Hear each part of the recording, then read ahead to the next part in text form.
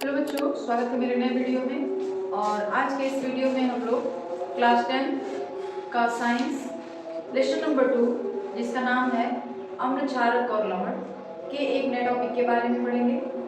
पिछले वीडियो में हमने डिस्कस किया था साल्ट क्या है और साल्ट के कितने प्रकार होते हैं, साधारण लवण, संकर लवण, ये सारी चीज़ों के बारे में हमने पढ़ा था। और आज जो है हम लोग ये पढ़ेंगे कि साल्ट फैमिली क्या होती है, साल्ट का परिवार क्या होता है। तो देखिए, साल्ट की फैमिली जो है ना, वो दो आधार पर डिसाइड की जाती है, दो प्रकार से बताई जाती है।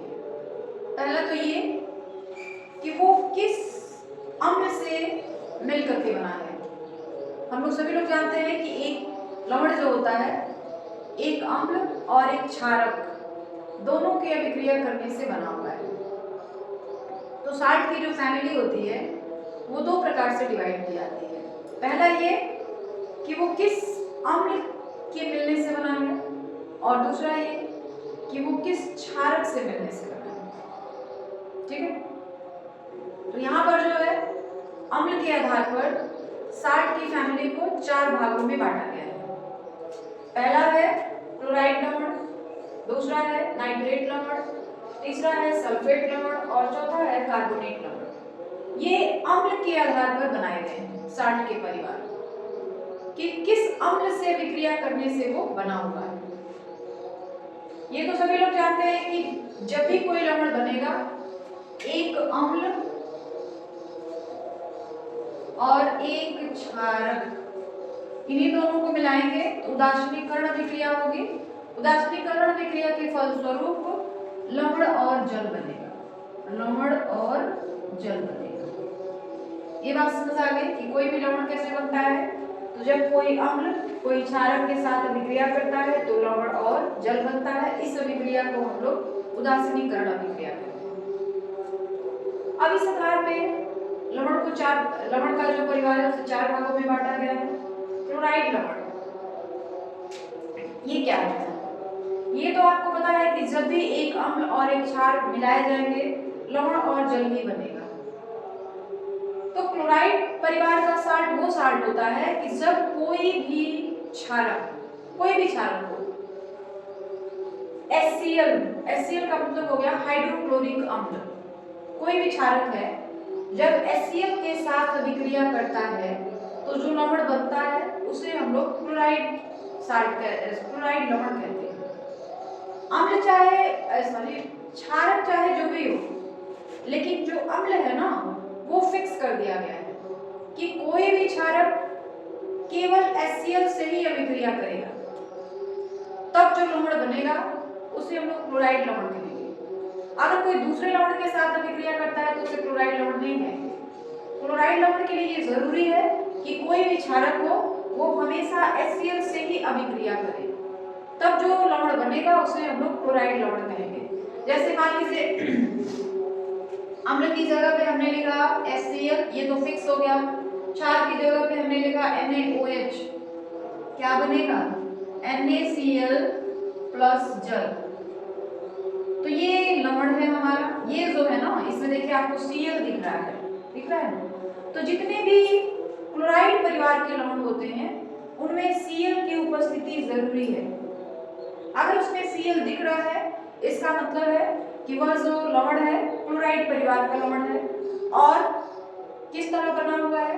तो HCl अम्ल के साथ, यानी हाइड्रोक्लोरिक अम्ल के साथ अभिक्रिया करने से बना हुआ है। इतनी बात समझ आ गई कि क्लोराइड लवण किसे कहते हैं? जब भी कोई क्षारक HCl के साथ अभिक्रिया करता है तो उसे ही हम लोग जो है क्लोराइड लवण कहते हैं। एक और एग्जांपल देख लीजिए, HCl ये फिक्स रहेगा, कोई भी क्षार हो वो हमेशा HCl से ही अभिक्रिया करेगा, KOH प्लस H2O। देखिए, तो यह भी यहाँ पे KOH नहीं होगा, KCl होगा। इसमें भी Cl दिखा। देखिए, क्षारक तो दोनों अलग अलग हो गए, यहाँ सोडियम हाइड्रोक्साइड, यहाँ पोटेशियम हाइड्रोक्साइड, लेकिन अम्ल दोनों में फिक्स है। तो चाहे आप किसी भी क्षारक की अभिक्रिया करवाइए, लेकिन अम्ल कौन रहेगा? HCl ही रहेगा। तो इस तरह जो लवण हमको मिलेगा उस लवण को हम लोग कहेंगे क्लोराइड परिवार का लवण या क्लोराइड लवण। ठीक है, जैसे यहाँ पे देख लीजिए NaCl, KCl, NH4Cl, BaCl2, MgCl2, AlCl3, ये सारे जो है क्लोराइड लवण है। क्लियर हो गई बात? दूसरे टाइप पे आ जाए, चलिए दूसरा है नाइट्रेट लवण। अब ये नाइट्रेट लवण क्या है? क्लोराइड लवण में क्या था, अम्ल फिक्स कर दिया गया, कौन सा, HCl। उसी तरह से जो नाइट्रेट लवण होते हैं उसमें भी एक अम्ल को फिक्स कर दिया जाता है कि जब भी कोई क्षारक नाइट्रिक अम्ल के साथ, नाइट्रिक अम्ल का फॉर्मूला जो होता है HNO3, जब भी कोई क्षारक नाइट्रिक अम्ल के साथ अभिक्रिया करता है तो उसका जो लवण बनता है उसी लवण को हम लोग नाइट्रेट लवण कहते हैं। बात समझ आई? बिल्कुल यही रहेगा, एक अम्ल एक क्षारक लवण और जल बनेंगे तो यहाँ पे अम्ल जो है ना वो फिक्स हो जाएगा, कौन सा अम्ल रहेगा, HNO3 यानी नाइट्रिक अम्ल। तो वहां पे जो लवण बनता है उसी लवण को हम लोग कहते हैं नाइट्रेट लवण या नाइट्रेट परिवार का लवण। जैसे मान लीजिए हमने यहाँ पे ले लिया, यही लिख देते हैं HNO3, ये अम्ल हो गया, प्लस बेस हमने ले लिया क्षारक OH, NaOH बनेगा NaNO3 प्लस H2। तो देखिए क्षार NaOH है लेकिन जो अम्ल है HNO3 है। उसी तरह कोई दूसरा क्षारक लाइए लेकिन उसकी अभिक्रिया किससे कराएंगे, HNO3 से। कोई भी क्षारक लेकर आइए, कोई भी क्षार लाइए लेकिन उसकी अभिक्रिया किसके साथ होनी चाहिए, HNO3 के साथ। तो इस तरह से जो लवण बनेगा उसको हम लोग कहते हैं नाइट्रेट लवण।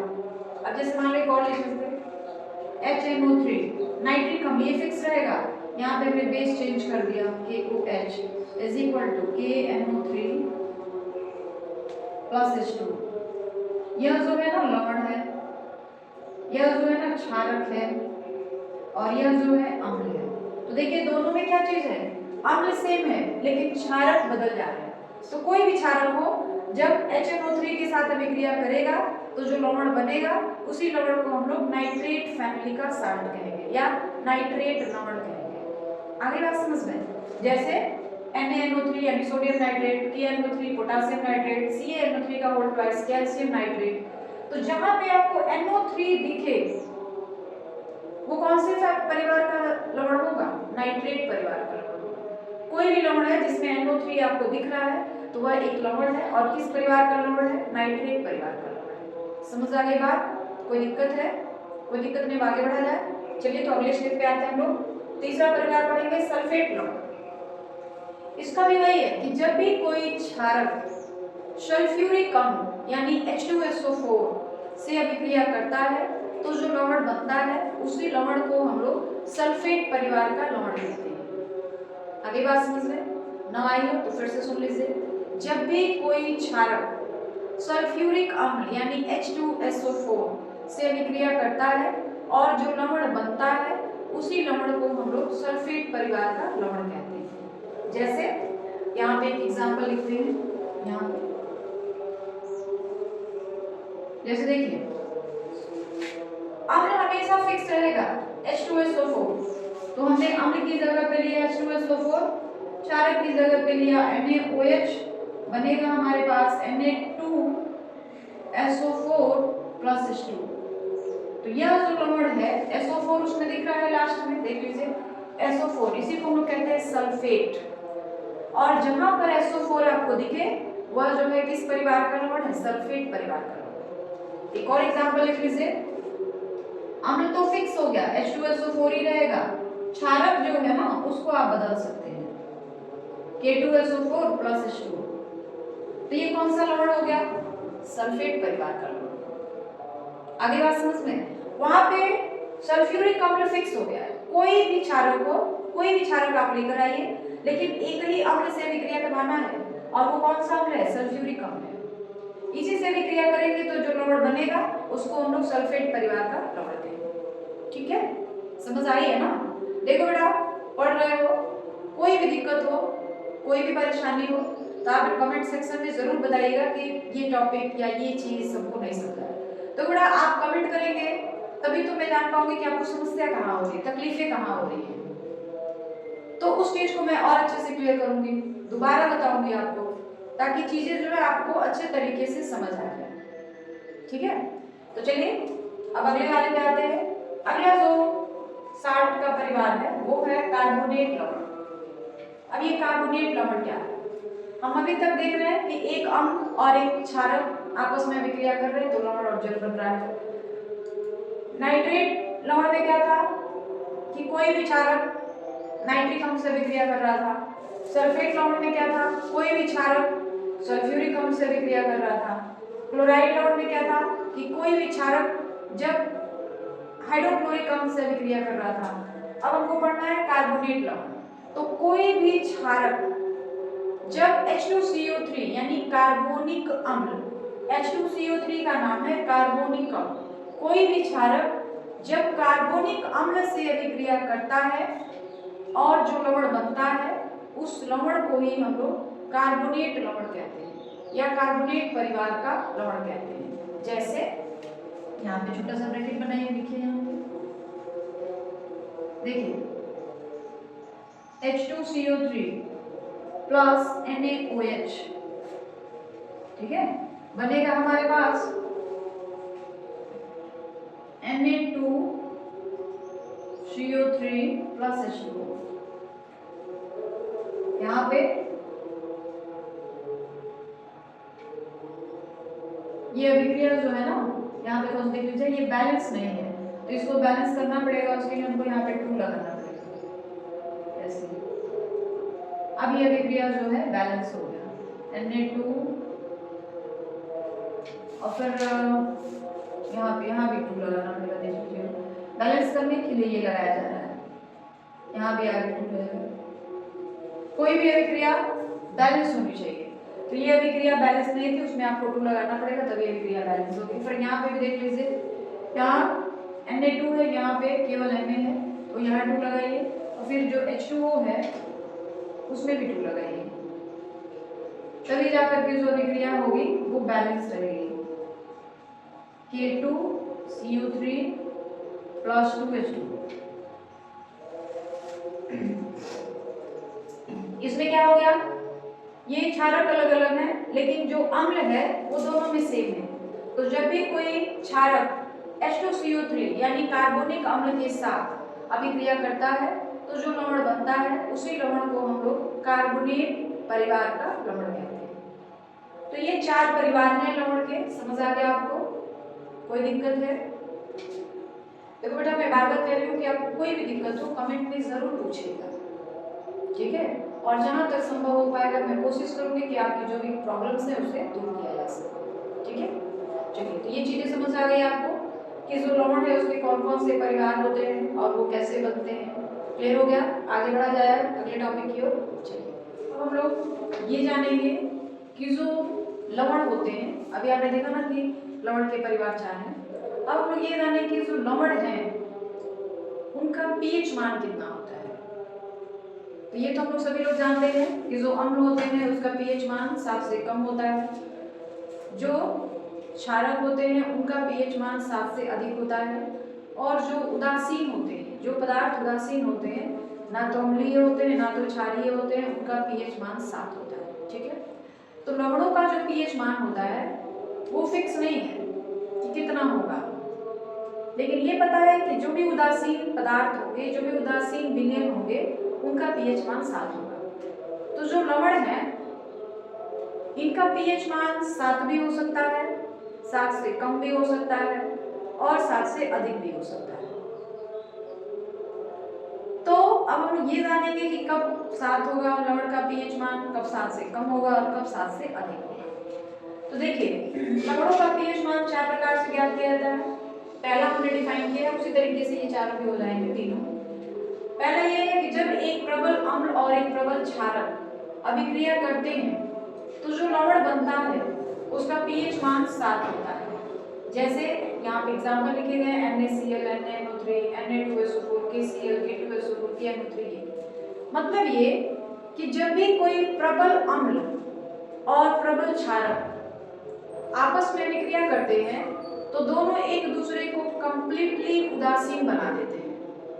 दोनों जो होते हैं एक दूसरे को कंप्लीटली न्यूट्रलाइज कर देते हैं, उदासीन कर देते हैं। तो वहां पे जो विलियन बनता है, लमड़ी मतलब विलियन जो बनता है, वह विलियन पूरी तरीके से उदासीन होता है। तो जब भी विलियन उदासीन हो जाए तो उसका पीएच मान क्या हो जाएगा? 7 हो जाएगा। तो देखिए लिखा गया प्रबल अम्ल और प्रबल क्षारक जब भी अभिक्रिया करते हैं तो उदासीन लवण बनता है, और उदासीन लवण बनता है तो उसका पीएच मान कितना हो जाता है? 7। ये सारे उसके एग्जाम्पल हैं, ठीक है। उसके बाद जब एक प्रबल अम्ल और दुर्बल क्षारक आपस में विक्रिया करते हैं तो क्षारक जो दुर्बल है वो प्रबल अम्ल को पूरी तरीके से उदासीन नहीं कर पाता है, क्योंकि अम्ल जो है प्रबल है, क्षारक जो है वो दुर्बल है। दुर्बल का मतलब होता है कमजोर, प्रबल का मतलब हो गया मजबूत, ताकतवर।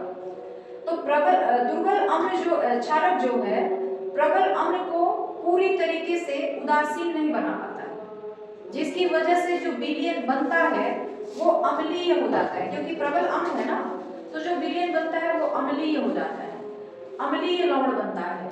और अम्लीय लवणों का पीएच मान जो होता है वो 7 से कम होता है, क्योंकि आप जानते हैं कि अम्ल का पीएच मान 7 से कम ही रहता है। तो जो हमारा लवण बना है वो कैसा है? अम्लीय है। तो अम्लीय होने के कारण इसका पीएच मान 7 से कम हो जाएगा। ठीक है, समझ आ रही बात मेरी? ओके, आगे बढ़ते हैं। तीसरी बात क्या बताएगी? प्रबल क्षारक और दुर्बल अम्ल। मतलब क्षार जो है ना वो प्रबल है, मजबूत है, स्ट्रॉन्ग है, और अम्ल जो है वह दुर्बल है, कमजोर है। तो जो दुर्बल अम्ल है वो प्रबल क्षारक को पूरी तरीके से न्यूट्रलाइज नहीं कर पाता है, उदासीन नहीं बना पाता है, जिसकी वजह से जो विलियन बनता है वो कैसा हो जाता है? थोड़ा सा क्षारीय हो जाता है। अब क्षारीय हो गया तो उसका पीएच मान 7 से अधिक ही होगा। तो देखिए पीएच मान 7 से अधिक होता है, यहाँ पे एक एग्जाम्पल भी लिखा गया है, ठीक है। और चौथी बात क्या है कि जब एक दुर्बल अम्ल और एक दुर्बल क्षारक आपस में विक्रिया करते हैं तो दोनों एक दूसरे को पूरी तरीके से उदासीन बना देते हैं, क्योंकि अम्ल भी दुर्बल है और जो क्षारक है वह भी दुर्बल है। तो दोनों जो है आपस में विक्रिया करके दोनों एक दूसरे को कंप्लीटली उदासीन बना देते हैं। तो वहां पे जो विलियन बनता है अम्ल और क्षारक को मिलाने पर, वह विलियन जो होता है उदासीन होता है, क्योंकि दोनों दुर्बल हैं और दोनों एक दूसरे को न्यूट्रलाइज कर दे रहे हैं। तो जो विलियन बन रहा है उदासीन हो गया, और उस विलियन का पीएच मान या उस लवण का पीएच मान 7 हो गया, क्योंकि अम्लीय होगा तो 7 से कम होना चाहिए, क्षारीय होगा तो 7 से अधिक होना चाहिए, और उदासीन होगा तो 7 होना चाहिए। तो ये जो लवण है उनके पीएच मान आप कह सकते हैं निश्चित नहीं है, 7 भी हो सकता है, 7 से अधिक भी हो सकता है, और 7 से कम भी हो सकता है। ठीक है, तो ये मेरी बातें आपको क्लियर हो गए? ये सारे टॉपिक्स आपको अच्छे से समझ आ गए कि जो लवण है उनका पीएच मान कितना होता है। ठीक है, अब आगे बढ़ा जाए। तो आज के वीडियो में बस इतना ही, बाकी हम लोग अब कल के वीडियो में जानेंगे। और वीडियो के लास्ट में मैं यही कहना चाहती हूँ कि अगर आपको हमारे वीडियोज अच्छे लगते हैं तो प्लीज़ हमारे चैनल को सब्सक्राइब कर लें, वीडियो को जितना ज़्यादा हो सके लाइक करें, शेयर करें, और वीडियो के अंदर जो भी कमियां हो, जो भी अच्छाइयां हो, उसे कमेंट के थ्रू जरूर बताएं, क्योंकि आपका जो कमेंट होता है ना हमारे लिए एनर्जी का काम करता है। आप जो कमेंट करते हैं वो हमारे लिए एनर्जी का काम करता है कि हमारे जो फॉलोअर्स हैं वो हमें कितना लाइक कर रहे हैं, कितना नहीं लाइक कर रहे हैं, हमारे वीडियो के अंदर क्या कमी है, क्या अच्छाइयाँ हैं।